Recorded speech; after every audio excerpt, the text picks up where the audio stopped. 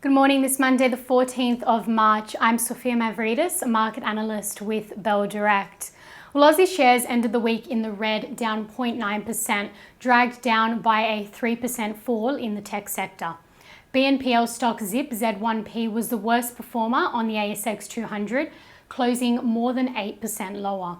Xero XRO closed down more than 5%, while Altium, ALU and Block SQ2 were also lower. Meanwhile, utilities, energy and materials closed in the green. The best performer on Friday was Allkem AKE, which is the lithium producer formerly known as Orocobre. Now, demand for lithium and electric vehicles has led to AKE's share price growth over the last few years, and on Friday the stock closed 5% higher.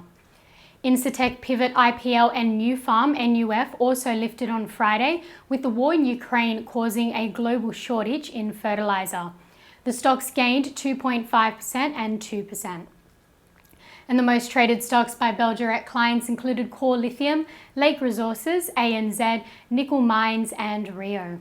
Now in Europe, the European Central Bank delivered a hawkish surprise to slow the bond purchases from the start of May, saying it may end its quantitative easing program altogether by the third quarter. However, economists had anticipated a more delayed withdrawal of monetary stimulus. In the US, CPI data came in for February at 8%, the highest reading since January 1982. And despite expectations for cooling goods demands off the back of the post-COVID reopening, core goods CPI printed at 12% in the year through February. And that's the highest since 1975.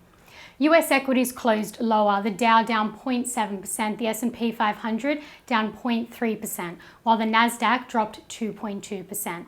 However, locally today, the ASX 200 is set to rise 0.28% going by the SPY futures.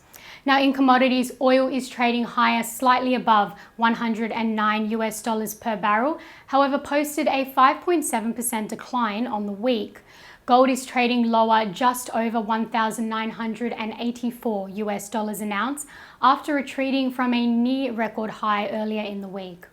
Investors weigh geopolitical uncertainties against a commodity-driven rise in inflation, prompting central banks to signal willingness to tighten monetary policy sooner. And seaborne iron ore is trading at $155 a tonne.